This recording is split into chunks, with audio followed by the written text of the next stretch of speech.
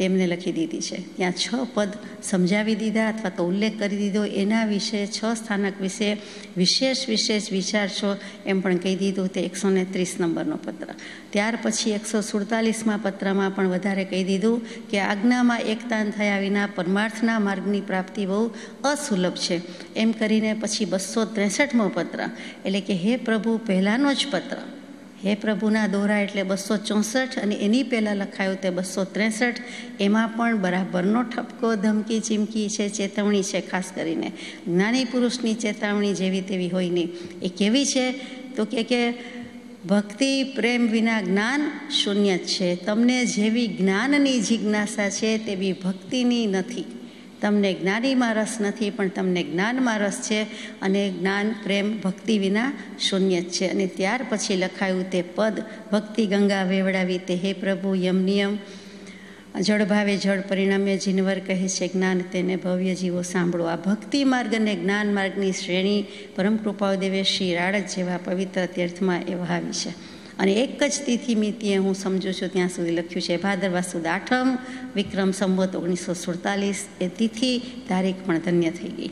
એ પછી એટલે આમાં ખીમજીભાઈને ઘણું કહી દીધું. વચ્ચેના એક પત્રમાં પણ કહી દીધું કે તમને વાંચવાનો મસાલો પુસ્તક ગ્રંથ હાથમાં આવ્યું ને ગિરનાર જઈને બેસી ગયા કે ચાલો આપણને પણ કૃપાદેવ પુસ્તકમાંથી જ કહેવાના છે ને, જ્ઞાન શું હોઈ શકે બીજું. આવી તો એની શ્રદ્ધા, આવી તો ભક્તિ, આવું તો એનું જ્ઞાની પુરુષ વિશેનું જે કાંઈ અભિપ્રાય કે મંતવ્ય છે.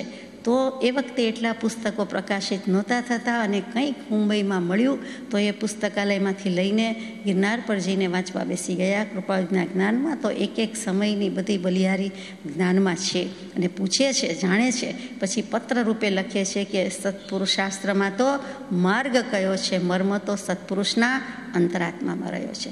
ત્યાં પણ ખીમજીભાઈને કહેવું પડ્યું છે. આવી રીતે ખીમજીભાઈને ઘણું કહેવું પડ્યું છે, અને છતાં ઘણી અગત્યની મહત્ત્વની વાત પહેલાં 5-15 મુમુક્ષુઓમાં એમને મળી પણ છે.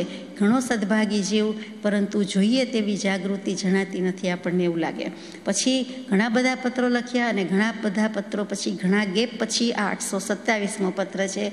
એમાં શું છે તે આપણે વાંચવાનો યથાશક્તિ પ્રયાસ કરીએ. આ જીવને ઉતાપના મૂળ હેતુ શું છે તથા તેની નિવૃત્તિ કેમ થતી નથી અને તે કેમ થાય, એ પ્રશ્ન વિશેષ કરી વિચારવા યોગ્ય છે. અંતરમાં ઉતારીને વિચારવા યોગ્ય છે. જ્યાં સુધી એક ક્ષેત્રે સ્થિતિ હોય ત્યાં સુધી ચિત્તને વધારે દૃઢ રાખી વર્તવું એ જ વિનંતી. પત્ર પૂરો પણ થઈ જાય છે. તો આ જીવને આપણને તો લખાયો જ કહેવાય, ખીમજીભાઈને લખ્યો, પણ આપણા હાથમાં આવ્યો. આપણે વાંચીએ ત્યારે આપણો, વિચારીએ ત્યારે આપણો, એટલે કોઈનું નહીં તે આપણો, અને બધાનો હોય તે આપણો. એટલે અહીંયા ખીમજીભાઈને હોવા સાથે આપણને છે કે આ જીવને પોતાને ઉતાપના મૂળ હેતુ શું છે તે વિચારવાના છે. એટલે પહેલો જ જવાબ આવે, પહેલો જ સવાલ ઉઠી જાય કે ઉતાપ શું. ખરેખર સંસ્કૃતમાં ઉત્તાપ શબ્દ થાય ઉદ વત્તા તપ, તપવું, અને ઉદ ઊંચે, એટલે ઊંચે તપવું, તીવ્ર અગ્નિ હોવો, તીવ્ર દુઃખ હોવું, તીવ્ર થાક હોવો, અથવા તો તપી જવું. સંસારના તાપથી, ત્રિવિધ ઉપાધિથી તપેલા હોઈએ તો ઉત્કૃષ્ટ, ઊંચે ઉઠેલો છે, ઉત્કૃષ્ટ તાપ હોવો, તેનું નામ ઉત્તાપ. અને ગુજરાતીમાં આપણે સિંગલ ત લખીએ છીએ, એક જ ત લખીએ છીએ, પણ સંસ્કૃતમાં ખરેખર તો ઉત્તાપ શબ્દ છે. તો એ ઉત્કૃષ્ટ તાપ કયો, તીવ્ર ગરમી કયો, એ ગ્રીષ્મ ઋતુનો તાપ કાંઈ જ નથી. ઉનાળાનો બળબડતો બપોર હોય એ કાંઈ જ નથી. ત્રિવિધ તાપ એટલે આધિ વ્યાધિ ઉપાધિ પાસે એ તાપની કોઈ જ કિંમત નથી, કોઈ જ વિસાતમાં નથી. તો આવી તીવ્ર ગરમી કે તીવ્ર દુઃખ લાગ્યું હોય, તીવ્ર ક્લેશ લાગતો હોય, સંસાર એવો ઉપાધિવાળો લાગતો હોય તો કામ થાય. તો કે પેલો એવો ઉતાપ જ લાગ્યો છે કે કેમ? તો એ જ આપણે આપણી જાતને પૂછવાનું છે કે દુઃખ, ઉદ્વેગ, ચિંતા, પ્રયાસ, ઉત્તેજન એવું કાંઈ આપણને લાગે છે આ ઉત્તાપ જેવું લાગ્યું છે? તો કે ટેસ્ટથી જન્મ્યા, ટેસ્ટથી રહ્યા છીએ, અને ખાસ કાંઈ દુઃખ નથી. ભગવાનની કૃપા છે, ગુરુની કૃપા છે. શારીરિક રીતે પણ કંઈ સ્વાસ્થ્ય સારું છે, દુઃખ નથી, અને બીજી બધી રીતે પણ ખાસ કંઈ વાંધો નથી. પ્રભુની ગુરુની કૃપા વર્તે છે. સતદેવ ગુરુ પસાય બધું હેમખેમ છે, શાતા વર્તે છે. શું સાતા વર્તે છે એમ કૃપાદેવને લાગે કે આ ત્રિવિધ તાપ કે ઉપાધિ છે એની તો કંઈ વાત થતી નથી. ખીમજીભાઈને શરૂઆત થઈ ગઈ છે, પ્રત્યક્ષ સત્સમાગમ થયો છે, આટલા પત્રોની વણઝાર ચાલી છે, વચ્ચે જ થોડોક ગેપ આવી ગયો છે. બાકી 1951 ને 54માં ગેપ આવ્યો તે, બાકી સતત કોન્ટેક્ટમાં છે, સમાગમમાં છે. તેમ છતાં કૃપાળુદેવને ખીમજીભાઈ માટે આવું લખવું પડે છે. આપણે તેમનું નિમિત્ત સમજીએ છીએ, ઉત્કૃષ્ટ નિમિત્ત સમજીએ છીએ. આપણને જ લખાયો છે કે ઉતાપ શું અને ઉતાપના મૂળ હેતુ શું છે. તો કે ઉતાપ એટલે આમ જુઓ તો બીજું કાંઈ નથી, જન્મ જરા ને મરણરૂપી સંસાર છે તે જ ઉતાપ છે. દેહ દુઃખમ મહાફલમ, આ દેહ ધરવો પડે છે, દેહ લીધો છે, દેહ જન્મ્યો છે, એટલે માટે જ આપણને બધું દુઃખ લાગે છે. એટલે જ્યાં સુધી જન્મ મરણ છે ત્યાં સુધી સંસાર છે. જન્મ મરણનું નામ જ સંસાર છે અને એ જ મોટામાં મોટો તાપ છે. બીજો કયો તાપ છે, બીજું કયું દુઃખ છે? આ તાપ જ છે. અને એ તાપ શું કામ છે અનંતકાળમાં? તો કે કાં તો સત મળ્યા નથી, અને કાં તો સત મળ્યા, સદગુરુ મળ્યા ત્યારે સુણ્યું, શ્રદ્ધ્યું કે સદણા કરી નથી. એટલે કે પરમ પ્રેમે સત્સંગ કે સદગુરુને ઉપાસ્યા નથી, એમની આજ્ઞા પાળી નથી. કોઈ વાર નથી મળ્યા એમ નથી, મળ્યા છે પણ ચૂક્યા છીએ. બીજા સાધન બહુ કર્યા કરી કલ્પના અથવા અસદગુરુ થકી ઉલટો વધ્યો ઉતાપ. સદગુરુ મળ્યા ત્યારે કરી જ ન શક્યા, અને મોટે ભાગે સદગુરુ ન હોય ત્યારે અસદગુરુને સદગુરુ માની લીધા. એ મોટું મિથ્યાત્વ અને મોટું કામ ખોટું કરી નાખ્યું છે, અને એટલા માટે આપણો ઉતાપ વધી ગયેલો છે. નહીં તો આ હાલ ન હોય, નહીં તો આમ ન હોય. પણ હવે કૃપાળુદેવ ખીમજીભાઈને લખે છે, ઉર્ફે આપણને સંબોધીને કહે છે કે આપણને હવે તો પરમ કૃપાળુદેવનો યોગ થયો છે. હવે કુગુરુ અસદગુરુના ફંદામાં પંજામાં હવે સપડાઈએ કે ફસાઈએ તેમ નથી. આજ સુધી થયું તે થયું, પરિભ્રમણ કરાયું તે કરાયું, પણ હવે જોઈતું નથી. એટલે ત્યાં અસદગુરુ થકી જે ઉતાપ વધી ગયો હતો એ પણ કાઢી નાખવાનો છે. શું કામ ઉતાપ શમ્યો નથી? કરી કલ્પના આપ, આત્માએ આત્માનું સ્વરૂપ જેમ છે તેમ જાણવાની બદલે, સમજવાની બદલે સ્વરૂપનું અજ્ઞાન જ રહ્યું. આત્મ સ્વરૂપનો નિર્ણય થવામાં જીવની અનાદિથી ભૂલ થતી આવી છે, તો આજે થાય એમાં નવાઈ નથી. પરંતુ હવે જેણે એવો નિર્ણય કર્યો છે, જે આત્મ સ્વરૂપને સમજ્યા છે, જે આત્મત્વ પ્રાપ્ત પુરુષ છે, આત્મત્વ પ્રાપ્ય, આત્મત્વ પ્રાપ્ત નિર્ગ્રંથ પરમાત્મા, વિતરાગ પરમાત્મા, પરમ કૃપાળુ દેવ, અને હવે ભૂલ થાપ ખવાય નહીં, એમણે સીધું સ્પષ્ટ સ્વરૂપ સમજાવી દીધું, કેમ કે પોતે પહેલાં યથા તથ્ય અનુભવી લીધું છે. અને પછી શાસ્ત્રનું નામ પણ શ્રી આત્મસિદ્ધિ શાસ્ત્ર લખ્યું, અને શરૂઆત પણ શુભારંભ ત્યાંથી કર્યો કે જે સ્વરૂપ સમજ્યા વિના પામ્યો દુઃખનંદ. સમજાવ્યું તે પદનમો શ્રી સદગુરુ ભગવંત. એટલે આ જે સ્વરૂપની સમજણ આપી છે તે પરમ કૃપાળુદેવને આ તકે આપણે સમયના નમસ્કાર કરીએ છીએ. કે વાંધો ત્યાં જ હતો, સ્વરૂપની સમજણ નહોતી, સ્વરૂપનું અજ્ઞાન. અને હજુ પણ જો સમજ ન આવે, અજ્ઞાન ન આવે, તો આપણને મૂર્ખ કે મહામૂર્ખ શિરોમણીની કેટેગરીમાં જ મૂકી દે તેમ છે. એવું તો હવે કરવું નથી. હવે સદગુરુ મળી ગયા છે, આપણને તેમના પ્રત્યે આસ્થા, શ્રદ્ધા છે, નિષ્ઠા કરવાની છે, અથવા તો છે તો ધન્યવાદ છે. તો આવા જે વાત મૂકી છે તે સ્વરૂપનું અસમજણ, અણસમજણ, વિપરીત સમજણ, મિથ્યા અભિનિવેશ, વિપરીત કહો, મિથ્યાત્વ કહો, અજ્ઞાન કહો, મોહ કહો, બધું એક ને એક. અહીંયા મોહ અને મિથ્યાત્વ બંને એક લઈએ છીએ, અજ્ઞાન જુદું લઈએ છીએ. રાગ દ્વેષ ન કરવા તેમ બધા કહે, કૃપાળુદેવે આત્મસિદ્ધિજીમાં એક શબ્દ વધારે મૂક્યો, સમજ આવે એટલે કે રાગ દ્વેષ અજ્ઞાન એ મુખ્ય કર્મની ગ્રંથ. માત્ર રાગ દ્વેષ ક્ષય કરીએ તો પણ સારી વાત છે, પણ રાગ દ્વેષ ક્ષય થઈ શકતા નથી. સ્વરૂપની સમજણ અજ્ઞાન વિના રાગ દ્વેષ સંપૂર્ણપણે ક્ષય થઈ શકતા નથી. કેટલાકના રાગ દ્વેષ ઓછા હોય, કેટલાકની સહનશીલતા જબરી હોય, તો એને સમતા કહેવાય. પણ આગળ વિશેષણ લગાડે છે મિથ્યા સમતા. એટલે અહીંયા આપણને મિથ્યા સમતા જોઈતી નથી, પરંતુ સમ્યક દર્શન જોઈએ છે, સ્વરૂપની સમજણ જોઈએ છે, સ્વરૂપનું જ્ઞાન જોઈએ છે. એટલા માટે જ આપણે પદ્મનંદી મુનિની આલોચનામાં ગાઈ પરમ પૂજ્ય બ્રહ્મચારીજી ગવડાવે કે આ મોહ અને અજ્ઞાનથી મુકાવનારા આપ છો. વળી પાછું કે આ મોહ અને અજ્ઞાન, મોહ અને મિથ્યાત્વથી અમને મારો, એટલે કે તારો. એમાંથી મોહ અમારો મારો, એટલે પાછું ભગવાન ઉપર કહી દીધું કે તમે જ ઉત્કૃષ્ટ નિમિત્ત છો, અને તમે જ કાંઈક કરી શકો તો છે. અમારાથી તો હથિયાર હેઠા પડે છે, અમારો કાંઈ પુરુષાર્થ પ્રવર્તમાન થતો નથી. તો અહીંયા વાત કરતા હતા કે ઉતાપ શું? જન્મ જરા મરણરૂપી સંસાર. હવે એના મૂળ હેતુ શું? એક તો હેતુ એટલે કારણ, અને હેતુ એટલે પાછું આગળ શબ્દ લગાડ્યો મૂળ. એટલે અસલ કારણ શું છે, મૂળ કારણ શું છે, એનું ઓરિજિનલ કારણ શું છે? તો કે ઓરિજિનલી તો આત્મા સારો જ છે, તો કે એમ નથી. અનાદિકાળથી આત્મા અને દેહનો અધ્યાસ સાથે ને સાથે જ છે. આત્માને કર્મો અનંતકાળથી વળગેલા છે, એ અધ્યાસનો એને અનાદિકાળથી અભ્યાસ થઈ ગયો છે. પરંતુ એમાંથી હવે મુક્ત કરવાનો છે. અનાદિકાળથી ચારે ગતિ વિશે અનંતથી અનંતવાર પરિભ્રમણ કર્યું, છતાં હજુ તે જન્મ મરણાદિ સ્થિતિ ક્ષીણ થતી નથી. તે હવે કેવા પ્રકારે ક્ષીણ કરવી એમ કૃપાળુદેવે 500મા પત્રમાં મૂક્યું. મહાવીર સ્વામી વિચાર કરી રહ્યા હોય ને કૃપાળુદેવ નિરખી રહ્યા હોય અને પછી જેમ કૃપાળુદેવ એમના વિશે લખે એવી અદાથી લખ્યું છે, એવી સ્ટાઇલ છે, એવી શૈલી છે.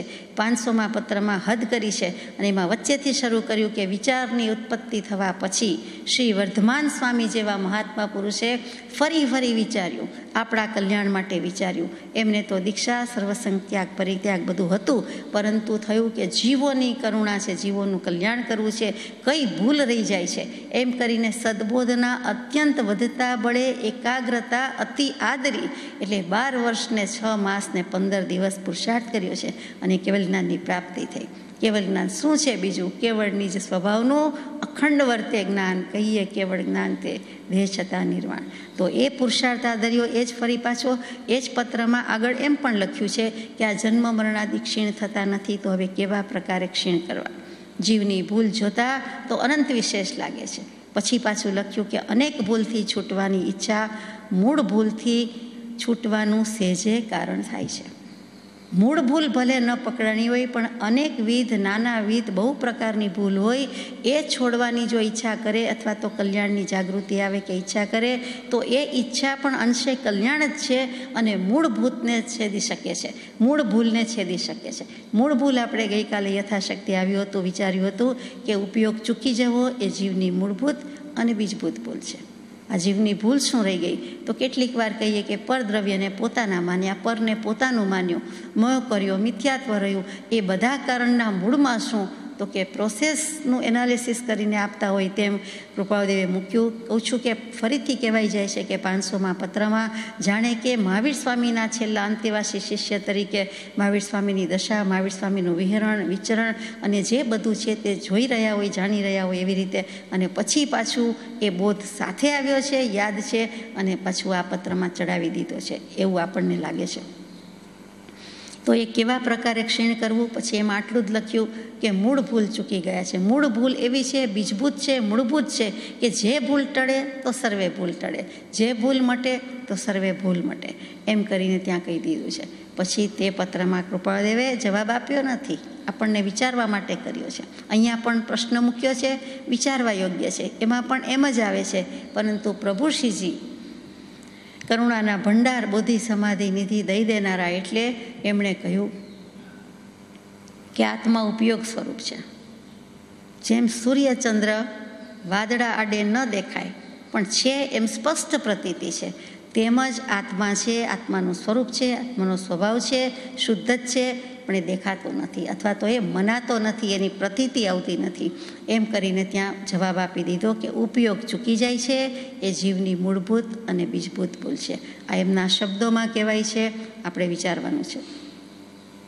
તો અહીંયા મૂળ કારણની વાત હતી કે આ જીવને ઉતાપનો મૂળ હેતુ શું છે અને તેની નિવૃત્તિ કેમ થતી નથી અને તે કેમ કરવાથી થાય.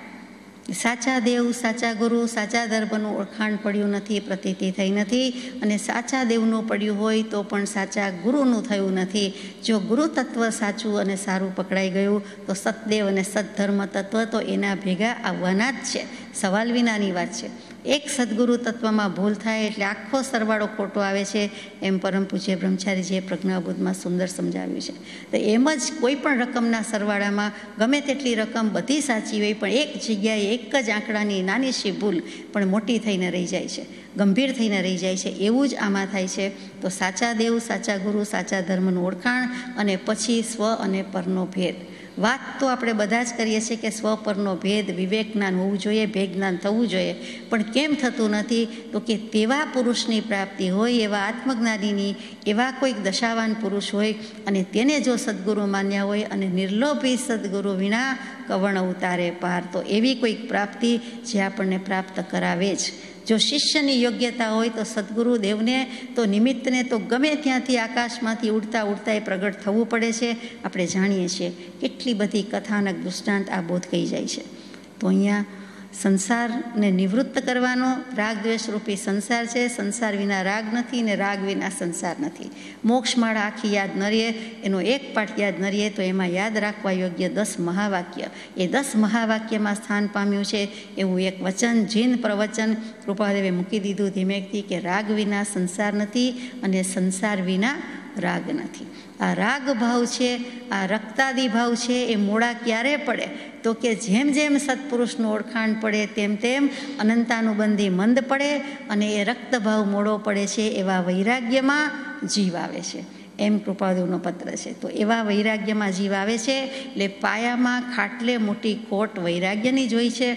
અને વૈરાગ્ય નથી તો પછી ઉપશમ ક્યાંથી, અને એ બે નથી તો પછી ત્યાગ, વૈરાગ્ય, ભક્તિ વગેરે સ્વાભાવિક થાય જ કેવી રીતે? એટલે એમ સમજાય કે મૂળ વસ્તુ વૈરાગ્ય હોવો જોઈએ.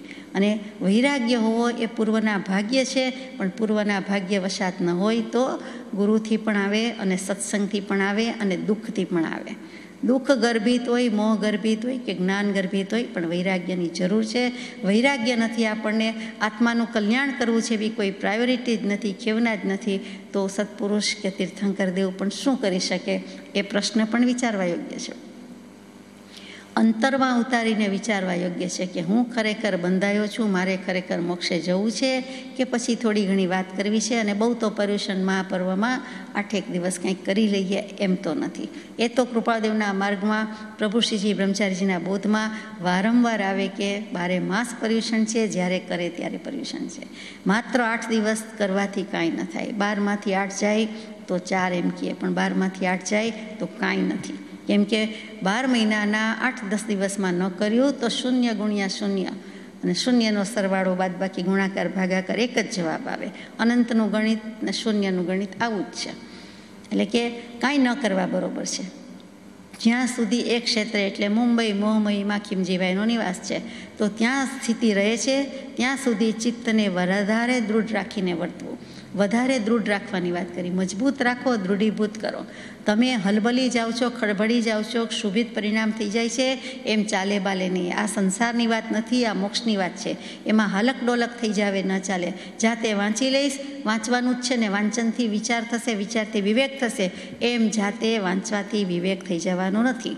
એટલે કે સદવાંચન ન કરવું એમ નથી. સત્શાસ્ત્ર, સત્શ્રુત અને સદવાંચનનો તો ઘણો ઉપકાર છે, એ નથી તો કાંઈ નથી. પરંતુ સાથે સાથે સત્શાસ્ત્ર કરતાં જે પ્રગટ, મોજૂદ, હાજરાહજુર, પ્રત્યક્ષ પ્રગટ પરમ કૃપાદેવ હાજર છે, પરમાત્મા છે, અને ખીમજીભાઈને એની પ્રતીતિ ન આવે એ કેમ બને? એ કૃપાદેવને લાગી આવે છે કે આટલો સત્સંગ કર્યો, આટલી વાત થઈ, આટલી ચર્ચા થઈ, આટલા પત્રો લખ્યા છે, તેમ છતાં હજુ તમે ભેદ કે વિવેક કેમ કરી શકતા નથી? સ્વરૂપનો નિશ્ચય કેમ કરી શકતા નથી? એટલે એમના નિમિત્તે એમને પૂછીને આપણને પણ કહ્યું છે કે આ વિચારવા યોગ્ય છે, ભીતરનો ભેદ ઉકેલવા જેવો છે, અંતરમાં ઉતારીને વિચારવા યોગ્ય છે. અને જેમ ત્યાં સુધી ન થાય અને મુંબઈ રહ્યો છો ત્યાં સુધી ચિત્તને વધારે દૃઢ રાખીને વર્તવું, એ જ વિનંતી. અહીંયા પત્ર પૂરો થઈ જાય છે. કેટલો મહાપુરુષનો વિનય છે કે ખીમજીભાઈને પણ એ જ વિનંતી લખે છે. માત્ર પૂજ્ય સૌભાગભાઈને લખે કે પૂજ્ય પ્રભુશ્રીજીને લખે એમ નહીં, ગમે તે હોય, વયમાં નાના હોય તો પણ એમના પ્રત્યે વિનય રાખીને, સર્વાત્મામાં સમદૃષ્ટિ છે, સમદર્શિતા છે, તો ત્યાં એ જ વિનંતી કરી કે હું તમને વિનંતી કરું છું. વિનંતીનો એક અર્થ માગણી પણ થાય. કાંઈ expect this much from you, અમારી અપેક્ષા છે આપની પાસેથી કે કેમ ન કરો, કેમ ન થાય. સૌભાગભાઈને જો એમ કે બોધ બીજની પ્રાપ્તિ, નિર્વાણ માર્ગની પ્રતીતિ, અને તેમ છતાં ત્યાર પછીનો ભેદ કેમ નથી ખુલતો કે પ્રાપ્તિ કેમ નથી થતી, તો ખીમજીભાઈને લખે એમાં નવાઈ નથી. આગળ જઈએ. પત્રાંક 828, વિક્રમ સંવત 1954, એટલે તારીખ 26/10/1897થી 13/11/1898 દરમિયાન પત્ર લખાયો છે. અને ઘણું કરીને આ ફેબ્રુઆરી, માર્ચ ને એપ્રિલ એમાં જ લખાયો છે, ઈસવીસન 1898. શ્રી ભાણજી સ્વામી પ્રત્યે કાગળ લખાવતા જણાવશો કે પત્ર પરમ ઉપકારી પરમ પૂજ્ય પ્રભુશ્રીજીને લખાયો છે. સાથે બીજા મુનિવરો પણ વિચરે છે, એટલે અહીંયા આપણે પ્રભુશ્રીજીને લખાયો એમ માનીએ છીએ, કેમ કે એમની સાથે દેવકણજી મુનિ વગેરે પણ છે.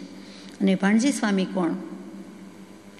તો કે પ્રભુશ્રીજીએ વિક્રમ સંવત 1940માં ખંભાત તીર્થમાં દીક્ષા અંગીકાર કરી.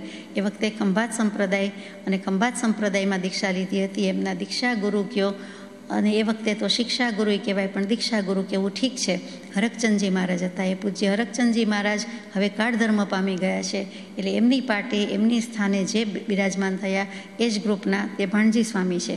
એટલે ભાણજી સ્વામીને કહેજો હરકચંદજી મહારાજની અવિદ્યમાનતા છે. એમની પાસે કાગળ લખતા જણાવશો કે, એટલે પ્રભુશ્રીજી પણ કોઈની પાસે કાગળ લખાવે છે, ના છૂટકે લખાવે છે, કારણ કે પત્ર વ્યવહાર પણ બહુ જ સાંકડો છે, સંકુચિત છે. મોક્ષના માર્ગમાં આવા સાધુ સાધ્વી છે ને અંદરો અંદર આવા કોન્ટેક રાખવાનું, પત્ર વ્યવહાર રાખવાનું પણ મુનાસિબ માન્યું નથી. બને ત્યાં સુધી કરવાની આજ્ઞા નથી, અને જ્યારે કરવું પડે ત્યારે પણ લિમિટેડ અને મુમુક્ષુ કે શ્રાવક શ્રાવિકા થ્રુ હોય છે, એ આપણે જાણીએ છીએ. તો એ પ્રત્યે કાગળ લખાવતા જણાવશો કે, એટલે કે કૃપાળુદેવ પ્રભુશ્રીજીને સલાહ સૂચન આપે છે. પ્રભુશ્રીજીએ ભાણજી સ્વામીને કહેવાનું છે, સંદેશો પહોંચાડવાનો છે, એ પણ કોઈના થ્રુ લખવાનું છે. એટલે કેટલું બધું વિચારણીય બની રહે છે એ આખો પત્ર આપણને કહી દે છે. કે વિહાર કરી, ઇન્વર્ટેડ કોમાઝમાં છે, અવતરણ ચિહ્નમાં છે કે કૃપાળુદેવ કહે છે કે લગભગ આશય ચૂક ન થાય, આશય ફરી ન જાય, એમ આ પ્રમાણે જણાવશો કે વિહાર કરીને અમદાવાદ સ્થિતિ કરવામાં મનને ભય, ઉદ્વેગ કે ક્ષોભ નથી, પણ હિત બુદ્ધિથી વિચારતા અમારી દૃષ્ટિમાં એમ આવે છે કે હાલ તે ક્ષેત્રે સ્થિતિ કરવી ઘટારત નથી. પ્રભુશ્રીજી પૂછાવતા હોય છે, વિવેક છે, વિનય છે, અને કહે છે કે હવે આ ક્ષેત્રમાં વિહાર કરું તો કેમ, અથવા આપની ક્યાં સ્થિતિ હશે, અમે ક્યાં વિહાર કરીએ તો ઠીક. કૃપાળુદેવ પણ કરુણા દૃષ્ટિથી ક્યારેક જવાબ આપીને કહે છે કે હું આ વખતે ચરોતર ભૂમિમાં હોઈશ, અથવા તો એ અરસામાં હોઈશ, હવે નિવૃત્તિ લેવાઈ ગઈ છે, તો આપ પણ તે અરસામાં ત્યાં હશો તો સત્સંગની સુવિધા રહેશે, અથવા તો સત્સંગ કરવામાં હરકત નહીં થાય. બહુ જ સ્યાદવાદપૂર્વક જવાબ આપ્યો હોય છે. કોઈ નહીં ન દુભાય, કોઈનું મન ન દુભાય, કોઈ અપેક્ષા ન દુભાય, એવો જવાબ છે. અને અહીંયા પણ એમ કહે છે કે હવે અમારે શું કરવું, કે ક્યાં વિહાર કરવો, એના અનુસંધાનમાં સ્પષ્ટ પરિસ્થિતિનું બયાન આપ્યું છે. કૃપાળુદેવે બહુ જ સુંદર રીતે મૂકેલું છે. અમદાવાદ તરફ વિહાર કરવાની વાત છે. અમદાવાદથી કોઈનો પત્ર આવ્યો છે કે તમે બધા અમદાવાદ પધારો તો સારું, એટલે કે પ્રભુશ્રીજી હોય કે ભાણજી સ્વામી હોય કે એ બધાની વાત છે. તો ભાણજી સ્વામીને એમ થાય છે કે પ્રભુશ્રીજી છે, લઘુરાજ સ્વામી છે, અને ખંભાત સંપ્રદાયના છે, ને હરકચંદજી મુનિનો તો કાળધર્મ થઈ ગયો છે. જો બની શકે તો એ અમારી સાથે જ વિચરે, વિહાર કરે કે ફરે, અથવા અમે જ જ્યાં કરતા હોઈએ ત્યાં હોઈએ, અમારા ગ્રુપમાં જ કહેવાય હજુ સુધી, એમ કરીને એને લખતા કહેતા હોય છે કે આપણે અમદાવાદ આ વખતે ચોમાસું અથવા શેષકાળ, અહીંયા શેષકાળ હોય એવું લાગે છે, વિહાર કરીને પધારો. અમદાવાદથી કોઈએ વિનંતી કરી છે, લાગણીસભર પત્ર લખ્યો છે, પણ એમાં રાગ દૃષ્ટિ છે કે કોઈને ઈચ્છા નથી, કોઈને દ્વેષ બુદ્ધિ છે, એટલે એનું જ માનવાનું, અથવા એના કયા પ્રમાણે કરવાનું છે. કેમ ના આવી શકો, હું પણ શ્રાવક છું, હું પણ વિનંતી કરી શકું છું, આપે જરૂર આવવાનું છે, આપણી ભાષામાં જોઈ લઈશું, કાંઈ વાંધો નહીં. એ જે કશાય ભાવ, રાગ ભાવથી અનુરંજિત છે, અને એ રીતે પત્ર લખાયો છે, કૃપાળુદેવના જ્ઞાનમાં છે. એટલે લખે છે કે વિહાર કરીને અમદાવાદ સ્થિતિ કરવામાં મનને કાંઈ ભય રાખવા જેવું નથી, ઉદ્વેગ રાખવા જેવું કે ક્ષોભ રાખવા જેવું નથી, પણ હિત બુદ્ધિથી, કલ્યાણ દૃષ્ટિથી વિચારતા અમારી દૃષ્ટિમાં એમ આવે છે કે હાલ તે ત્યાં સ્થિતિ કરવી ઘટારત નથી. ત્યાં કોઈના રાગને પોષણ આપવાની જરૂર નથી, તમારે ત્યાં જવું જરૂરી નથી, મને યોગ્ય લાગતું નથી. પરમ પૂજ્ય જુઠાભાઈ જયસંગભાઈ અને એની વિદ્યમાનતામાં સ્થાનકવાસી આમનાઈમાં કૃપાળુદેવ જ્યારે ત્યાં પધાર્યા હોય કે કાંઈ બોધ થયો હોય કે ઉદાન થયા હોય, તે પછી થોડીક ચણભણ થઈ હતી, જેના જવાબમાં પત્રાંક 37 છે. આપણે જાણીએ છીએ કે ઉપયોગ શુદ્ધ કરવા જગતના સંકલ્પ વિકલ્પને ભૂલી જજો, અને તેમને કોઈ પણ દ્વેષ બુદ્ધિ હોય તો ભલે હોય, અમારો જન્મ એના માટે છે જ નહીં. આ જીવને તો રાગ દ્વેષનો ક્ષય જ કરવો છે, કલ્યાણ જ કરવું છે, તમે પણ તેમ જ કરશો, વગેરે વગેરે. અમારી સૌ ઉપયોગી આવી જિજ્ઞાસા છે. બધા વિશેષણ જિજ્ઞાસાના 5-6 મૂક્યા, એમાં એક સુંદર છે સૌ ઉપયોગી, એકદમ સુંદર, કે અમે ઉપયોગપૂર્વક કરીએ છીએ, ઉપયોગપૂર્વક લખાઈ બોલાય છે, એમ કરીને લખી દીધું છે. તો અહીંયા પણ એ જ વાત આવીને ઊભી રહે છે કે ત્યાં રાગ દ્વેષના પૂરા નિમિત્ત છે, પૂરા ચાન્સીસ છે, તો એવું એકના કહેવાથી જવાની કાંઈ જરૂર નથી. જો આપ જણાવશો તો તેમાં આત્મહિતને શું બાદ થાય છે તે વિદિત કરીશું, અને તે અર્થે આપ જણાવશો તે ક્ષેત્રે સમાગમમાં આવીશું. અમદાવાદનો કાગળ વાંચીને આપ વગેરે કંઈ પણ ઉદ્વેગ કે ક્ષોભ કર્તવ્ય નથી, સમભાવ કર્તવ્ય છે. જણાવવામાં કંઈ પણ અનમ્ર ભાવ થયો હોય તો ક્ષમા કરશો. અહીંયા ઇન્વર્ટેડ કોમાસ પૂરા, એટલે એક્ઝેક્ટલી આ પ્રમાણે પ્રભુશ્રીજીએ ભાણજી સ્વામીને જણાવવાનું છે. કે અમદાવાદનો પત્ર વાંચીને કંઈ ઉદ્વેગ શોભ તમારે કરવા યોગ્ય નથી, અમે તો કરતા જ નથી, સમભાવ કર્તવ્ય છે, તમારે સમદૃષ્ટિ સમભાવ રાખવાનો છે. અને આ લખવા જણાવવામાં પણ કંઈ મારી અનમ્રતા આપને લાગતી હોય તો ક્ષમા કરશો. જો તરતમાં તેમનો સમાગમ થાય તેમ હોય તો એમ જણાવશો કે, ફરીથી ઇન્વર્ટેડ કોમાઝમાં છે, કે આપે વિહાર કરવા વિશે જણાવ્યું તે વિશે આપનો સમાગમ થયે જેમ જણાવશો તેમ કરીશું. અને સમાગમ થયે જણાવશો કે આગળના કરતાં સંયમમાં મોડપ કરી હોય એમ આપને જણાતું હોય તો તે જણાવો, જેથી તે નિવૃત્ત કરવાનું બની આવે. અને જો આપને તેમ ન જણાતું હોય તો પછી કોઈ જીવો વિષમ ભાવને અધીન થઈ તેમ કહે તો તે વાત પ્રત્યે ન જતાં આત્મભાવ પર જઈને વર્તવું યોગ્ય છે. સમદૃષ્ટિ રાખવાની છે, આત્મભાવ રાખવાનો છે. એમાં બધું માગી લીધું, બધું કહી દીધું કે એમ જણાવવા વિનંતી છે કે તમને પહેલાંના સંયમી, પહેલાં ચારિત્ર લીધું ને દીક્ષા લીધી એ વખતે ગઈકાલ વખત સુધી કે ગયા વખત સુધી અને અત્યારે એમાં તમને અમારા સંયમમાં, આચરણમાં, વ્યવહારમાં કંઈ ઓછપ લાગે છે, ખોટ લાગે છે, ખામી લાગે છે, મોડપ આવી ગઈ છે, અમે કંઈ ધીમા પડી ગયા, મંદ પડી ગયા કે ઓછા થઈ ગયા છીએ, સંયમનું પાલન નથી કરતા, એમ તમને લાગતું હોય, કઈ બાબતમાં લાગે છે તો જણાવો, જેથી તે નિવૃત્ત કરવાનું બની આવે, એટલે અમારા દોષ કાઢીને નિર્મૂળ કરી દઈએ. અને જો તેમ આપને ન લાગતું હોય, એ વાત જ ન હોય, એ વિકલ્પ જ ન હોય તો કોઈ જીવો વિષમ ભાવને અધીન થઈને, એટલે કે સમભાવ રહિતપણે, રાગદ્વેષપણે પ્રભુશ્રીજી એટલે લઘુરાજ સ્વામી માટે કાંઈ કહેતા હોય કે બીજા મુનિવર માટે કહેતા હોય કે તમારા ભાણજી સ્વામી તમારા સંબંધી કંઈ કહેતું હોય તો તમારે તે પર સમદૃષ્ટિ જ રાખવાની છે, સમભાવ રાખવાનો છે, આત્મભાવ ઉપર જઈને વર્તવું યોગ્ય છે. જ્યાંથી ત્યાંથી જીવ આત્મભાવ પામે તે પ્રકાર ધર્મના છે. આત્મભાવે જ વર્તવાનું છે, દેહભાવ, સંસાર ભાવ, વિભાવ ભાવે રહેવાનું નથી. આત્મભાવ, સ્વસ્વભાવનું ભાન એક સમય માટે પણ ન થયું હોય તો આત્મભાવ ઉપર કેવી રીતે ટકી શકે, કેવી રીતે રહી શકે એ પણ વિચારવા યોગ્ય છે. પણ અહીંયા કૃપાળદેવે તો સ્પષ્ટ સૂચના આપી દીધી છે કે સમભાવ રાખજો, વિષમભાવને અધીન થતા નહીં. એમ જાણીને હાલ અમદાવાદ ક્ષેત્રે જવાની વૃત્તિ યોગ્ય લાગતી નથી, કેમ કે રાગ દૃષ્ટિવાન જીવના કાગળની પ્રેરણાથી અને માનના રક્ષણ અર્થે તે ક્ષેત્રે જવા જેવું થાય છે કે જોઈ લ્યો અમે તો બધા સારા જ મુનિ છીએ, બરાબર જ મુનિચર્યા વાપરીએ છીએ, કરીએ છીએ, અમે આજ્ઞામાં જ છીએ, અમે જેમ માનો છો તેમ સંપ્રદાયમાં જે સાધુ મુનિ ભગવંતની ચર્યા હોય, પડી લેહણ હોય એવું જ બધું અમે કરીએ છીએ અને અમારે એમાં કોઈ ભેદ નથી એમ કરીને કહેતા હોય. તમે તમારા માનને પોષણ કરો અને પેલા ભાઈ જે વિનંતી કરે છે તે તેનું માન પોષે, તેનું રાગ પોષે છે કે હું પણ જોઈ લઈશ, કેમ ન થઈ શકે, આવો અને તમે કરી બતાવો. તો એ એમ કરવા જેવું થાય છે જે વાત આત્માને અહિતનો હેતુ છે. આવું કરી બતાવવાની, જોઈ લેવાની વૃત્તિ આમાં હોય નહીં, એ આત્માનું અહિત થાય છે, આમાં અકલ્યાણ થાય છે, આ કલ્યાણનો રસ્તો નથી. કદાપી આપ એમ ધારતા હો કે જે લોકો અસંભાવ્ય વાત કહે છે તે લોકોના મનમાં પોતાની ભૂલ દેખાશે અને ધર્મની હાનિ થતી અટકશે તો એ એક હેતુ ઠીક છે. માનો કે જીવને સુધરવાનો ચાન્સ કે બીજા જીવને એમ થાય કે અમે દોષ કર્યો, ભૂલ કરી, એવું તો વર્તન આચરણ નથી, એ તો ખરા અર્થમાં જ મુનિ છે, મુનિચર્યા રાખે છે, તો મારી ભૂલ થઈ ગઈ છે એમ કદાચ એને સુધરવાનો ચાન્સ આપવો હોય એ એક પોસિબિલિટી છે, સંભાવ્ય કારણ છે. તો કદાચ ધર્મની હાનિ થતી અટકે અને એ જીવ પણ વધારે દોષ કરતાં અટકે, આશાતના કરતાં અટકે. એ હેતુ ઠીક છે, સારો છે, સામાન્ય સારો છે, પણ તેવું રક્ષણ કરવા માટે ઉપર કયા તે બે દોષ ન આવતા હોય તો કોઈ અપેક્ષાએ લોકોની ભૂલ મટવાને અર્થે વિહાર કર્તવ્ય છે.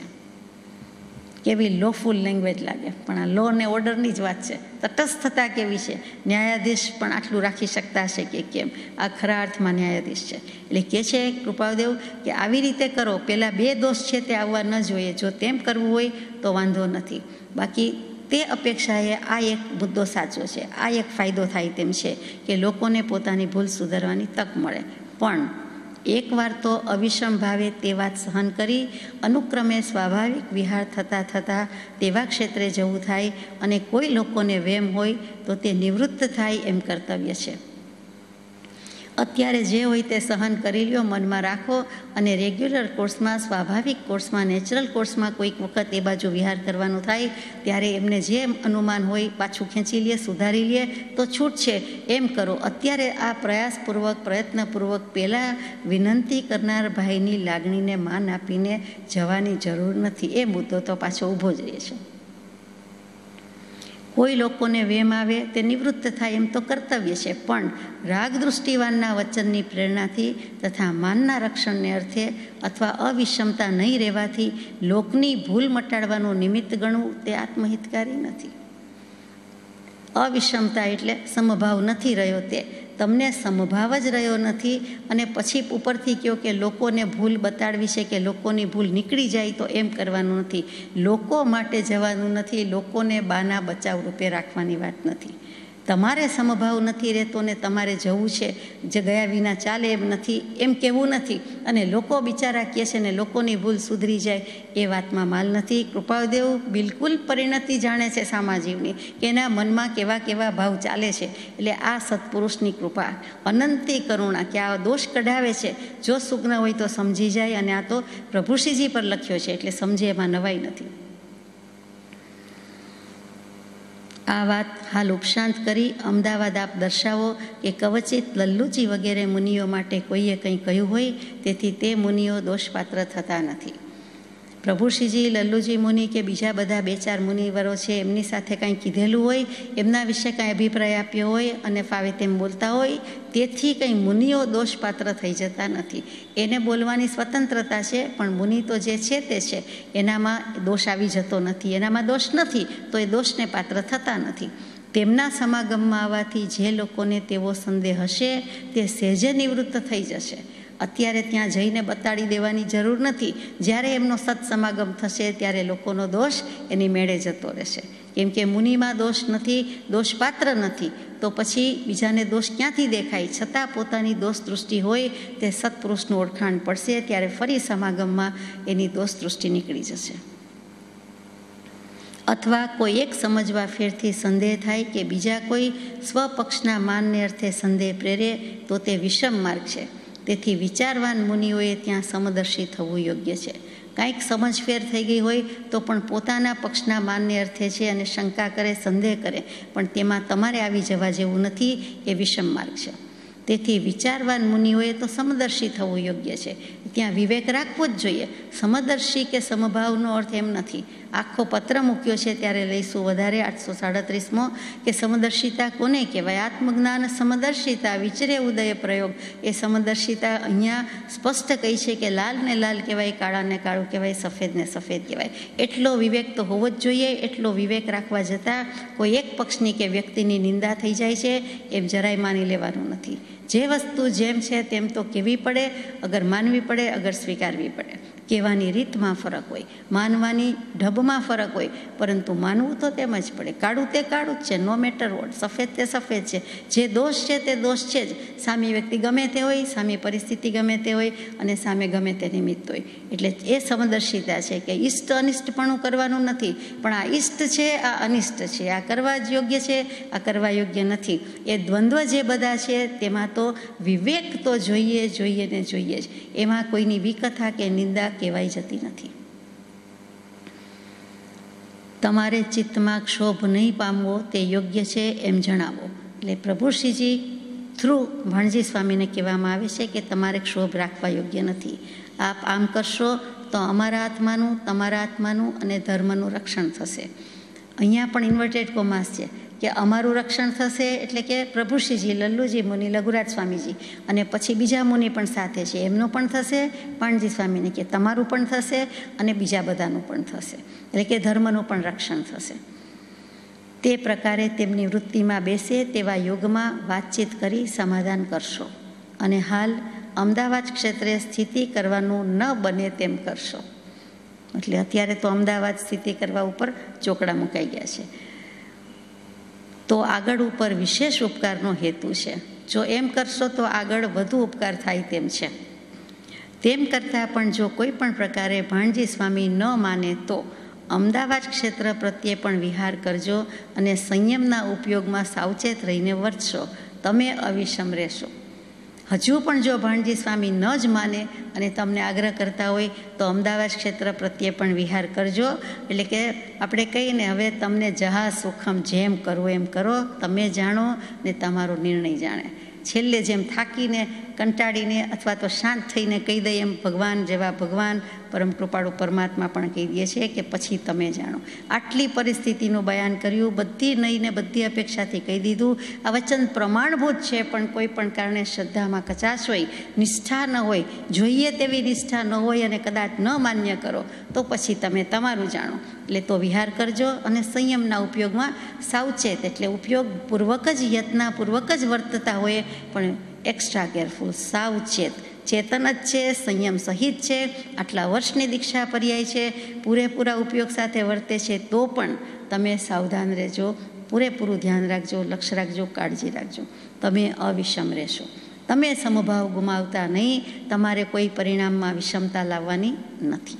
એ પાક્કું સૂચન છેલ્લે ટક્કર મારે એવું નક્કર સૂચન કહી દીધું છે. અને અહીંયા પત્ર પૂરો થાય છે.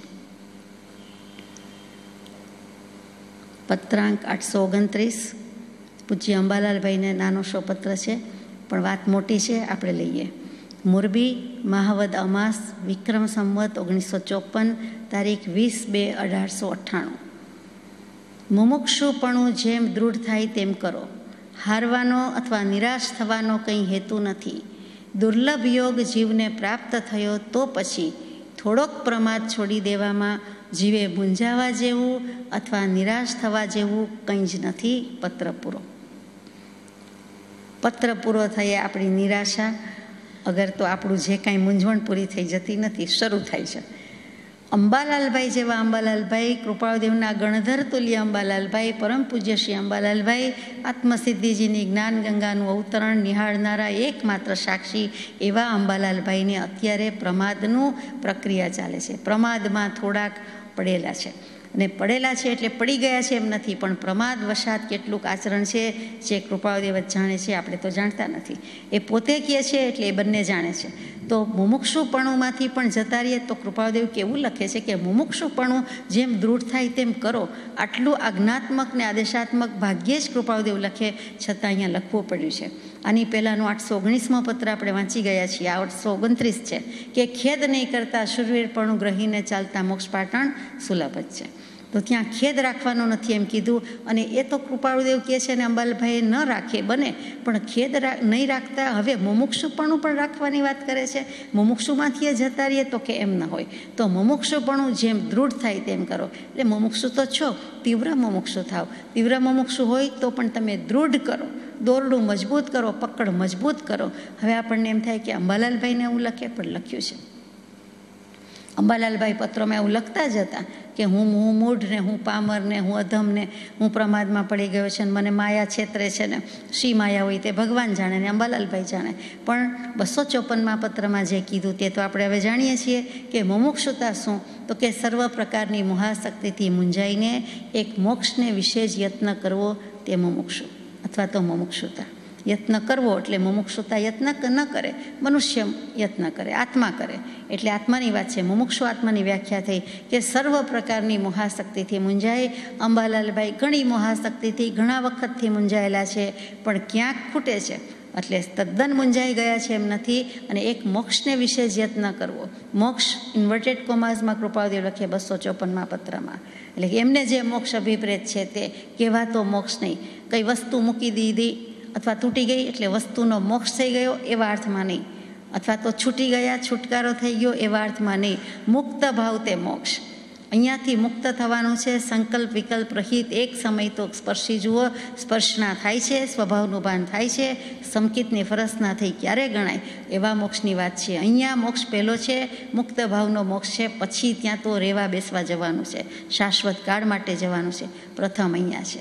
એટલું બાકી હોય તેમ લખે કે તીવ્ર મુમુક્ષુતા તો એ છે કે અનન્ય પ્રેમે મોક્ષના માર્ગમાં ક્ષણે ક્ષણે પ્રવર્તવું. માનો કે મુમુક્ષુ છો ને દાવો છે અને સર્ટિફિકેટ છે, તો પણ તમે અનન્ય પ્રેમે પ્રવર્તો છો, ક્ષણે ક્ષણે પ્રવર્તો છો, અથવા તો તીવ્ર મુમુક્ષુ થયા છો, એમ કરીને કૃપાળુદેવે હદ કરી દીધી છે. અંબાલાલભાઈ જેવાને એમ પણ થાય કે વિક્રમ સંવત 1946થી પ્રભુશ્રીજી મળ્યા, સૌભાગભાઈ મળ્યા અને હું પણ મળ્યો, કૃપાળુદેવ મને મળ્યા. અને આ વિક્રમ સંવત 1954 7.5 વર્ષની પનોતી પૂરી થઈ ગઈ હોય એમ 7.5 વર્ષની સત્સમાગમની આટલી બોધની ધોધની વર્ષા પછી હું ન ભીંજાઉં, મારામાં દશા ન થાય, મારી દશા વર્ધમાન ન થાય. કેટલીક તો થઈ જ હોય જે જીવના જ્ઞાનમાંય ન હોય, પરંતુ કૃપાદેવના જ્ઞાનમાં છે. કલ્યાણ થવું તો જ્ઞાની પુરુષના લક્ષમાં છે. જીવ બહાદુરી હોશિયારી કરે કે મારું કલ્યાણ આટલું થયું ને આ કરશે એમ તો છે જ નહીં. અને આ જ ભ્રાંતિ રહી ગઈ છે, આજ સુધી રહી ગઈ છે આપણને. તો અહીંયા કૃપાદેવને એમ થાય છે કે અંબાલાલભાઈને લખી દઉં. અંબાલાલભાઈને એવો ખેદ વર્તે છે કે 8 વર્ષ 7.5 વર્ષના સત્સંગ પછી મને આત્મજ્ઞાન નહીં, કે મને પરમાર્થની પ્રાપ્તિ નહીં, અથવા હું ક્યાં છું, હું અધમ છું. સૌભાગભાઈનો દેહત્યાગ થઈ ગયો, સમાધિપૂર્વક દેહત્યાગ થઈ ગયો. મહામુનિવરોને દુર્લભ એવી નિશ્ચલ સમાધિપૂર્વક દેહત્યાગ થઈ ગયો. પોતે નજરે નિહાળ્યું છે, એના પર કૃપા અને મારા પર કૃપા નહીં. મારા પર તો કૃપા છે જ, પણ હું કંઈક હજુ અયોગ્ય છું એમને બહુ લાગી આવ્યું છે. એટલે એમનો ખેદ, પ્રમાદ, વિષાદ બરાબરનો બળાપો નીકળેલો છે આ છેલ્લા કેટલાક પત્રમાં, જેને કૃપાદેવ ઠારે છે. એવી મારા રાજની વાણી. સંસારમાં જ્યારે ઝાડ ઉઠે ને અંગે ઉઠે અંગાર, છાંટે ત્યારે શીતળ પાણી, એવી મારા રાજની વાણી. અહીંયા સૌભાગભાઈને કહી દીધું છે. અંબાલાલભાઈને કોઈ ખેદ વર્તી રહ્યો છે નક્કી છે. બંને રીતે બેલેન્સ રાખવાનું અઘરું છે, અને આ સંતુલન જાળવવું એ જ મોટી વાત છે. મધ્યસ્થતાનો માર્ગ છે.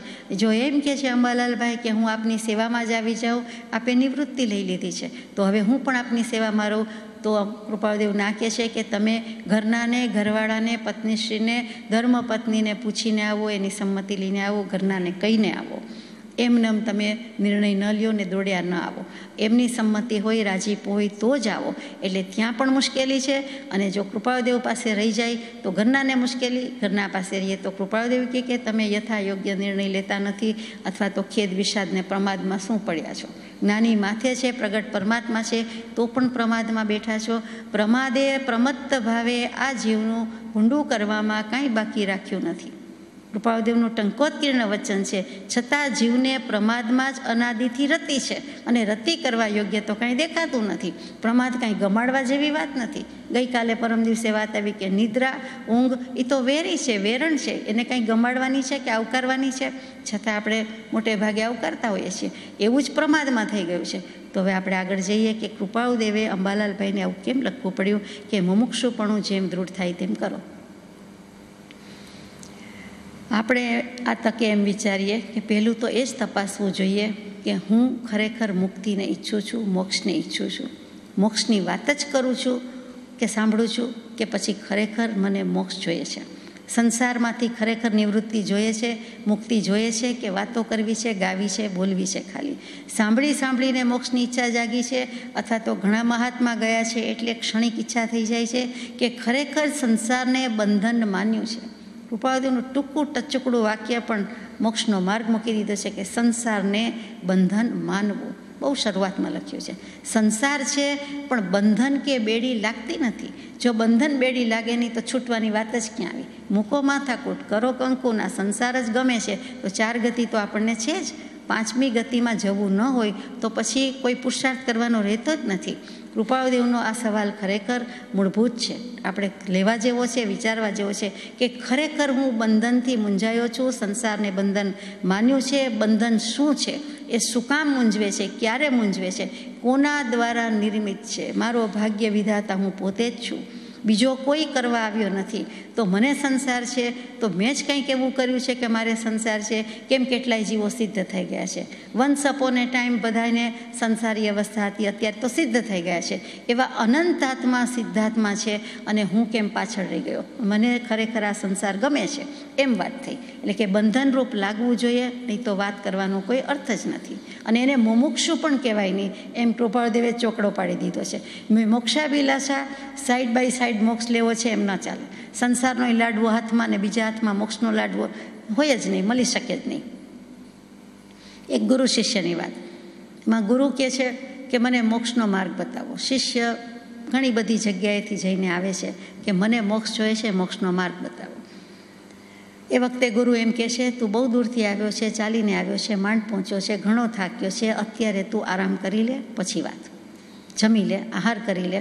એટલે ત્યાં આપણને પ્રભુશ્રીજીની યાદ આવે કે કેટલાય પ્રસંગમાં આવે કે પ્રભુશ્રીજી કે બુભુક્ષિત કેમ ન કરો તે પાપમ. ભૂખ્યો માણસ કયું પાપ નથી કરતો, ગમે તે પાપ કરે. અને ભૂખ્યો માણસ એને ભક્તિ ભાવ સૂઝે જ નહીં, એને સત્સંગ ભક્તિમાં જામે જ નહીં, મજા આવે જ નહીં. એટલે ભૂખ્યો માણસ કાંઈ નહીં કરી શકે, એક અપેક્ષા એ કહેવાય છે. એમ પ્રભુશ્રીજી આવનારને પહેલાં કહેતા કે કંઈક જમી લે અથવા થોડુંક વાપરી લે અને પછી આપણે વાત કરીએ, દર્શન કરીએ, બેસીએ વગેરે. એમ કરતાં કરતાં આ ગુરુ શિષ્યના સંબંધમાં 15 દિવસ વ્યતીત થઈ ગયા. 15 દિવસ આવો જ જવાબ કે તું આરામ કરી લે, પછી વાત. પછી 15-16મે દિવસે પૂછે છે કે મને કેમ મોક્ષનો માર્ગ બતાવતા નથી. 15 દિવસ નીકળી ગયા, મીટર ચડે છે, હજુ કેમ મને મોક્ષનો માર્ગ બતાવતા નથી. ગુરુ કહે છે કે તું તપાસ કરી આવ, બહાર બીજે બધે તપાસ કરી આવ કે તને બંધનના કારણો હજુ ગમે છે કે નથી ગમતા. અત્યારે બંધાયો છું એમ લાગે છે, પણ તું તપાસ કરીને આવું, બીજા પાસે જઈને આવું. અને પેલો જાય છે, રજા લે છે, વિદાય કરે છે. વર્ષો પછી પાછો ત્યાં જ આવીને કહે છે કે તે તપાસ કરી. ત્યારે જવાબ આપે છે કે જી હા, હું મુક્ત છું, હું સ્વતંત્ર જ છું. બંધન જે માન્યું હતું એ સ્વનિર્મિત હતું, એ મારી માન્યતામાં હતું અને મેં જ નિર્માણ કર્યું હતું. પેટ ચોડીને શૂળ ઊભું કર્યું હતું, જાતે કરીને દુઃખી થતો હતો. અને જે કંઈ હતું તે મારું જ હતું. પૂર્વભવના દોષથી હતું કે પ્રવર્તમાનથી હોય, પરંતુ મારા દોષે મને બંધન હતું અને છે અને માન્યું હતું. પરંતુ હવે હું સ્વતંત્ર છું, હું મુક્ત છું. એ નિમિત્ત હતું, એ સંસાર હતો, એ સ્વનિર્મિત હતું. એટલે ત્યાં ભાર દીધો છે કે હું જો માનું તો એ સ્વનિર્મિત હતું, સ્વનિમિત્ત નહીં, સ્વનિર્મિત. મેં જ બનાવેલું હતું. આત્મા જ બ્રહ્મા, આત્મા જ વિષ્ણુ, આત્મા જ મહેશ છે. એ અર્થમાં એ મારું જ બનાવેલું હતું. એમાં હવે હું જાગૃત થયો એટલે હવે મને સર્જન થઈ ગયું, મુક્ત ભાવનું સર્જન થઈ ગયું. તેમ વિભાવ અનાદિનો જ્ઞાન થતાં દૂર થાય. અને આ જે છું, આ જે લાદ્યું છે, જે તપાસ કરી છે, જે મને પરિણામ મળ્યું છે, આ મારો અભિપ્રાય કે મંતવ્ય છે, એ આપની કૃપા. જે જણાયું છે તે આપની કૃપા કે આપે મને ત્યારે આહાર કરી લે, આરામ કરી લે કહ્યું, વિદાય કર્યો, બીજે જઈ આવ, બધે જઈ આવ. અને બધા થોડા વર્ષ નીકળી ગયા અને મને અંતે સૂઝ્યું, અંતે હું સમજ્યો કે હું સ્વતંત્ર જ હતો, પણ બંધન હું માનતો હતો. એટલે કે મારા ભાવ કરવામાં હું મુક્ત જ છું. સંસાર ઊભો કરું તો પણ હું જ છું, સ્વનિર્મિત છે. અને મોક્ષે જવું તો પણ હું જ કરી શકું, સ્વનિર્મિત છે. એમાં સદગુરુદેવનો મહિમા નથી, તો કે આપની પસાએ આપની કૃપાથી જણાયું. એમાં એણે સદગુરુનો ઉપકાર પણ વેદી લીધો છે. તો મુમુક્ષુ જીવ છે એની નજર ક્યાં હોય? કૃપાળુદેવ કહે છે કે પોતાના પરિણામ પર હોય. હું શું કરું છું, મને શું મળે છે, ફળીભૂત થયો છે, 2, 5, 7, 25 વર્ષથી સત્સંગ ભક્તિ કરું છું, કાંઈ એમાંથી પરમાર્થ છે? એટલે પોતાના પરિણામ તપાસે છે, ચેક કરે છે. પછી મોક્ષ સહિતના અથવા તો મોહાશક્તિમાં, અહીંયા મોક્ષ રહિત કહીએ, મોહાશક્તિના પરિણામને પકડે છે. એટલે કેચ કરે છે કે ક્યાં ક્યાં મને મોહને આસક્તિ રહ્યા છે. પોતાના પરિણામ ચકાસતા તપાસતા, સેલ્ફ ઇન્ટ્રોસ્પેક્શન, આંતર આત્મનિરીક્ષણ કરતાં કરતાં પોતાના દોષ દેખાય છે કે આટલી જગ્યાએથી મોહથી ઉખડ્યો, પણ આટલી જગ્યાએ તો મને મોહ છે. એટલે કે સર્વ પ્રકારની મોહાશક્તિથી મૂંઝાયો નથી, કેટલીક મોહાશક્તિથી મૂંઝાયો છો અને કેટલીક મોહાશક્તિ કેચ કરી લે છે. ને હું એમાં આકર્ષાઈ જાઉં છું, મૂંઝાઈ જાઉં છું અને હું સફર કરું છું. અને હવે છૂટવાની ઈચ્છા છે, ડિઝાયર ફોર લિબરેશન. આ મુક્ત થવાની ઈચ્છા હવે મને છે એમ લાગે છે, પરંતુ ક્યાં છું એ પણ મને ખબર છે. આ જંજીર છે એ હજી હું જંજીરમાંથી નીકળ્યો નથી. બહુ પુણ્ય કેરા ગાઉં છું પણ ભાવતો નથી. ગાઉં છું અને સાંભળું છું, લખું છું ને બોલું છું, પણ હું એ ભાવ ભાષણમાં આવ્યો નથી. એ મને જંજીર લાગી નથી, એ આભૂષણ રૂપ છે. મને હજુ શોભતું લાગે છે. જંજીર બેડીના બંધન છે, કાપી નાખો, છેદી નાખો, કોઈ છોડાવો એમ નથી થતું, પણ હજુ તો આભૂષણ છે. સંસાર જેલ છે, સંસાર કારાવાસ છે, સંસાર કારાગૃહ છે, બંધન છે. પણ એ બંધનને સજાવી ધજાવીને રાખે છે. એ બંધનમાંથી મુક્ત થવું ગમતું નથી. એ બંધનને સોનાનું કરવા માગે. લોઢાની સાંકળ હોય, લોઢાની બેડી હોય, લોઢાનું તાળું હોય તો સોનાનું કરવા માગે છે, પણ હજુ એને સોનાની બેડી કે બંધન ગમે છે. હું મોક્ષનો કામી નથી, સંસારનો કામી છું. એ મુમુક્ષુ હોય એ વિચારે, મુમુક્ષુ થયો છું કે કેમ એ વિચારે. મુમુક્ષુ એટલે શ્રાવક શ્રાવિકા, જેમ વિશેષણ મળી ગયું. જૈન કુળમાં જન્મ્યા ને શ્રાવક શ્રાવિકા કે જૈન ધર્મ અપનાવ્યો કે પરમ કૃપાળદેવને માન્યા, ભજ્યા કે આજ્ઞા ભક્તિ લીધી કે એટલે આપણે માનીએ કે હું મુમુક્ષુ, એમ તો નથી. મુમુક્ષુની વ્યાખ્યા કૃપાળદેવે મૂકી છે એટલે આપણું સદભાગ્ય છે કે ચેક કરી શકીએ છીએ. આ થર્મોમીટર છે કે આટલું છે. બધી થોડીક મહાશક્તિથી પણ નથી મૂંઝાયા તો સર્વ પ્રકારની મહાશક્તિથી મૂંઝાયા કે કેમ? આ બંધન કોણે બાંધ્યું? જો મેં જ બાંધ્યું હોય તો મારે જ છોડીએ છૂટકો છે. કોઈ કેવી રીતે છોડાવી શકશે? ઘરમાં આગ લાગી હોય ત્યારે વિધિ વિધાન પૂછવા જઈએ, શાસ્ત્રકર્તાને પૂછવા જઈએ, પંડિતજીને પૂછવા જઈએ, કે મંત્ર જાપ કરાવવા જઈએ, કે હોમ હવન કરાવીએ, કે શું કરીએ? કે ક્યાંય જાપ રાખવા માંડીએ, કે શું કરીએ? શું વિધિ કરીએ છીએ? કે પૂજા લખાવીએ? શું કરીએ? તો કે જેવી ઘરમાં આગ લાગી હોય એટલે તરત જ છલાંગ મારીને કૂદકો લગાવીને માંદા હોય તો પણ બહાર નીકળી જઈએ છીએ. બહાર નીકળવાનો પ્રયાસ કરીએ છીએ. ઘરની બહાર પગ મૂકી દઈએ છીએ. જ્યાં હોઈએ ત્યાં આગ લાગી હોય, વનનો દાવાનળ હોય તોય ભલે અને ઘરમાં હોય તોય ભલે. એવું જે અર્જુનજીને કે 5 પાંડવને જે લાક્ષાગૃહ બળતો લાગ્યો હતો ને એમ થાય કે બોલ સહદેવ, હવે તારું અતિજ્ઞાન ક્યાં ગયું? હવે અમે પૂછીએ છીએ ને જવાબ આપ કે આમાંથી નીકળવાનો કાંઈ રસ્તો છે? ત્યારે સહદેવજી ઉચ્ચારે છે, નિયમથી બંધાયેલા હતા કે હા અહીંયા નીચે ભોંયરું છે. અરે ભાઈ, પહેલેથી કેવું હતું? પછી જેવું ભોંયરું કયું માર્ગ મળ્યો, નીકળી ગયા, બચી ગયા. તો આવો આપણને સંસાર બળતો લાગતો નથી ત્યાં સુધી ભગવાન કહે છે કે મુમુક્ષુપણું જેમ દૃઢ થાય તેમ કરો. ટૂંકમાં એટલું જ કહેવું છે, બંધનું કારણ પણ પોતે જ છે, મુક્તિનું કારણ પણ પોતે છે. જે કારણ બંધના તેહ બંધનો પંથ, તે કારણ છે દકદશા, તે જ મોક્ષનો પંથ. તો આમાં સદગુરુદેવ ના આવ્યા જ ને. આ સદગુરુદેવની જ વાણી છે. સમ્યક દર્શનનું પણ કારણ સદગુરુદેવ કૃપાળુની વાણી. તો આ કૃપાળુદેવ કહે જ છે કે આમ માનો તો થાય. એટલે કે બંધને મોક્ષની વ્યવસ્થા કોણે સમજાવી? તો કે કેવલી પ્રરૂપિત ધર્મ અર્યંત પરમાત્માએ. તો એ મોટા સદગુરુ, એ પણ સદગુરુ, એ મોટા થયા પછી ભગવાન થઈ ગયા. પછી એના પછી જે બધા સદગુરુ થયા તે સજાત્મ સ્વરૂપની પ્રાપ્તિ કરી. કે ભગવાને કહ્યું, કૃપાળુદેવે કહ્યું, તો આપણે માન્ય કરીએ છીએ કે સદગુરુ કોને કહીએ, મુમુક્ષુ કોને કહીએ. એટલે એમણે કહ્યું કે બંધ અને મોક્ષની વ્યવસ્થા જીન માર્ગમાં છે, એવી કોઈ માર્ગમાં નથી. એટલે એ વ્યવસ્થા આપણે સ્વીકારી, એમના કહેવાથી સ્વીકારી. પછી એવો શ્રી જણાવે કે બંધના કારણ આ છે, મોક્ષના કારણ આ છે. કારણ તો તું જ છો. બંધ કરતોય તું અને મોક્ષ કરતોય તું. બારણું તો ત્યાં ને ત્યાં છે, જેમ છે તેમ છે. આગળીઓ તાળું બધું આપણે ખોલીએ તો બારણું ખુલ્લું કહેવાય, ને બંધ કરીએ તો બારણું બંધ કહેવાય. બારણું ખુલ્લું રાખવા માટે પણ છે, બારણું બંધ રાખવા માટે પણ છે. એવું જ આ બંધ છે અને મોક્ષ છે તો એ આપણા હાથમાં જ છે કે બીજા કોઈના હાથમાં છે? તો કે ત્યાં સદગુરુદેવ બંધન કેમ કપાય, કેમ છેદાય, કેમ તૂટે એ અવશ્ય દર્શાવે છે. પરંતુ ચાલવું તો પોતે પડશે, કરવું તો પોતાને પડશે.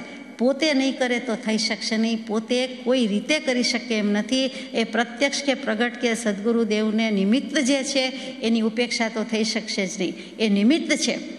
તીર્થંકર દેવ પણ ઉત્કૃષ્ટ નિમિત્ત છે, સદગુરુદેવ ઉત્કૃષ્ટ નિમિત્ત, કૃપાળદેવ ઉત્કૃષ્ટ નિમિત્ત, પ્રભુશ્રીજી ઉત્કૃષ્ટ નિમિત્ત, બ્રહ્મચારીજી ઉત્કૃષ્ટ નિમિત્ત, એમનો બોધ ઉત્કૃષ્ટ નિમિત્ત. પણ કરવું કોને પડે? તો કે જેને ચાલવું હોય એને, જેને મોક્ષે જવું હોય એને, જે જાગૃત થાય તેને. આપણે કરવું પડશે. આપણને ભૂખ લાગી તો આપણે જમવું પડશે.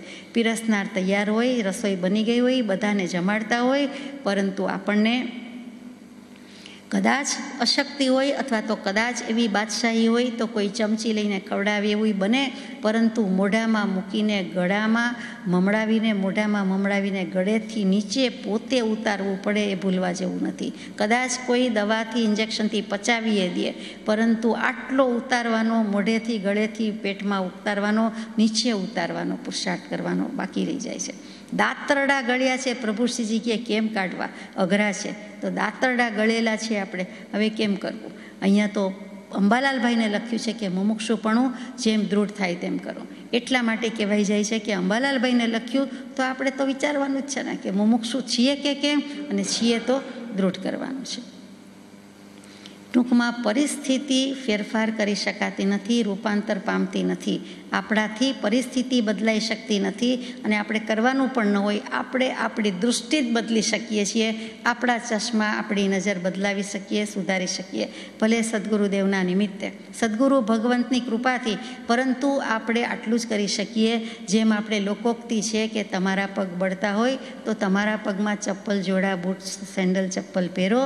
આખા લોકને, આખા આકાશને મઢવા જવાશે નહીં. જેને તડકો લાગતો હશે, જેને પગ બળતા હશે, જેને પગને રક્ષણ આપવું હશે તે પગ રખા પહેરશે. એમ આપણે કહીએ છીએ. એ જ વસ્તુ ભગવાન કહે છે કે તમને લાગતું હોય, તમને મુમુક્ષુપણાની જરૂરત ગરજ હોય તો તમે દૃઢ કરો. આ શ્રદ્ધાનું દોરડાની વાત છે, જેવી તેવી વાત નથી. આ શ્રદ્ધાનું દોરડું મજબૂત હશે તો જ આગળ જવાશે. ચારિત્ર મૌન્યની ભૂલ હશે કે પડશે લટકશે તો ઠેકાણે આવશે, પણ શ્રદ્ધામાં જો લટક્યો તો ગયો. એક તો શ્રદ્ધા પેલી કરવાની છે અને પછી ટકાવવાની છે, અને પકડ મજબૂત કરી લે. પ્રભુશ્રીજી એક જ વાત વારંવાર કહેતા હોય કે પકડ કરી લે. પેલું તો પકડ, ઝાલ, સૌરાષ્ટ્રની કાઠિયાવાડની ભાષામાં તું ઝાલી લે, પકડી લે, ગ્રહણ કરી લે. કેટલીક વખત સામસામી તાલી મારવાની હોય તો હાથ લઈ લે છે, અથવા તો હાથ ન લઈ લે તો પણ તાલી વગાડનાર વ્યક્તિ ચૂકી જાય છે. હાથ મારે છે, સહેજ માટે રહી જાય, સહેજ માટે ચૂકી જાય, બે હાથે જ તાલી પડે, એને જ તાલી પડી કે તાલી વાગી કહેવાય. આમાં પણ એવું જ છે કે સત્પુરુષનું તો ઉત્કૃષ્ટ નિમિત્ત છે, પણ પોતે પણ સત્પાત્ર થવું પડે છે. તો મુમુક્ષુ થાય તે દૃઢ થાય. પછી લખે છે કૃપાદેવ, હારવાનો અને નિરાશ થવાનો કંઈ હેતુ નથી. અત્યારે અંબાલાલભાઈ ઘણા હારી ગયા હોય કે ઘણી નિરાશામાં હોય, ખેદ શબ્દ વાપર્યો છે. એ શિષ્ટ ભાષાનો શબ્દ છે, પારમાર્થિક રીતે છે.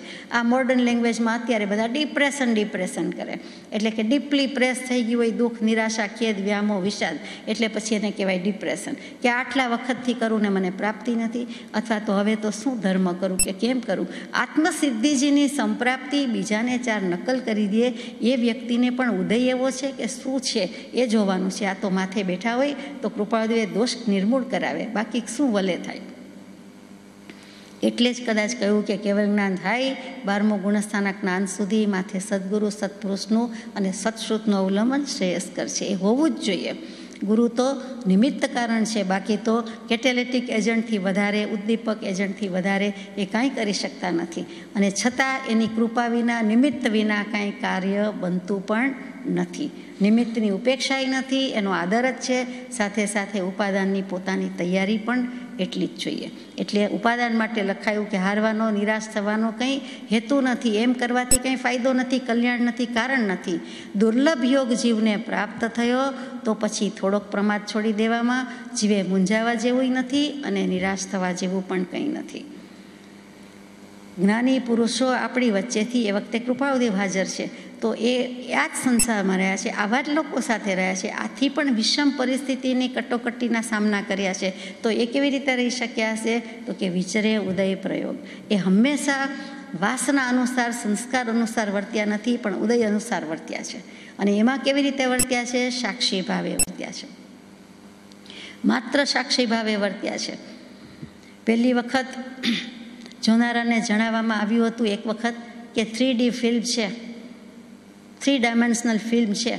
જેને જોઈ હોય એને ખબર હોય, આપણને તો કાંઈ ખબર પડતી નથી. અને અહીં બેઠેલાને તો ખાસ એવા સિનેમા ફિલ્મનો વિચાર પણ ના આવે, પણ એક સામાન્ય સમજવા માટે વાત છે કે 3D ફિલ્મ છે એટલે આવું થશે, બધું પ્રત્યક્ષ લાગશે, માથા પર લાગશે. પણ ડોન્ટ વરી અને don't be afraid of it. તમારે ગભરાવાનું કંઈ કારણ નથી. આ પ્રમાણે બનશે. છતાં એ ફિલ્મ શરૂ થઈ અને બધા જ પ્રેક્ષક, કોઈ અપવાદ સિવાય, બધાને એની ઇમ્પેક્ટ આવી, અસર આવી. એટલે એમ લાગ્યું કે મારા પર જ આ ઘોડેસવાર આવે છે અને તબડાક કરતો હમણાં કચડી નાખશે, ચગદાઈ જશું અને માથું ઉતરી જશે, ધડથી માથું જુદું પડી જશે, દેહ ત્યાગ થઈ જશે. એમ જ લાગ્યું કે મારા પર જ જડેંબી રહ્યો છે અને બધાએ માથું નીચું કરી નાખ્યું. એટલી આઈડેન્ટિટી સધાઈ ગઈ, એ તાદાત્મ્ય ભાવ આવી ગયો કે અરે હું જોઉં છું, આ ફિલ્મ છે, આ ખોટું છે, આ માયા છે, આ પડદા ઉપરનું છે, આ નાટક છે.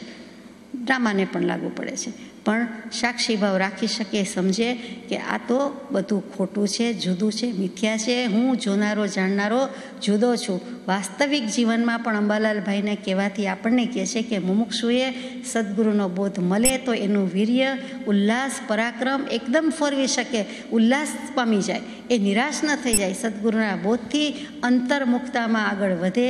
સદગુરુના બોધથી અને યોગથી મહત્તા ભાસી છે. એટલે કે કેટલી બધી યોની પછી 84 લક્ષ યોનીમાં આ માનવદેહ મળ્યો છે. તો હવે હું ખોટું ને મોટું નુકસાન ન વરું, જાગ્રત રહું અને જાગ્રત સ્વભાવને ભજીને મનુષ્ય દેહને સાર્થક કરું. આ અવસર મળ્યો છે એ જેમ તેમ મળ્યો નથી. મારે કાંઈ જ કરવાનું નથી, રાગાત્મક, દ્વેષાત્મક પ્રક્રિયા કરવાની જ નથી. અંતર્મુક્તાની, અંતર્યુદ્ધની જ આ સાધના છે. બિલકુલ હાલક ડોલક શુભિત પરિણામ કરવાના નથી. હરિનો માર્ગ છે શુરાનો, નહીં કાયરનું કામ જોડે. બંને રીતે લે છે. પ્રભુશ્રીજી બ્રહ્મચારીજી જેવાને કહેતા કે બહુ ઉતાવળ કરવામાં ધર્મ નથી, બહુ દોડ કરવામાં પણ ધર્મ નથી. એ જ વસ્તુ અહીંયા આવી કે જો અભિપ્સા ન હોય તો શરૂઆત જ આરંભ જ નહીં થાય, અને જો ધૈર્ય ન હોય તો કાર્ય પૂરું નહીં થાય. અંબાલાલભાઈને કહે એટલે આપણને કહ્યું કે નિરાશ થવાનું નથી, નિરાશાની સાધના જ હોતી નથી, નિરાશા તો નકામી જ છે, પ્રમાદ કરવાનો નથી. અમાસની પૂનમ કરે તે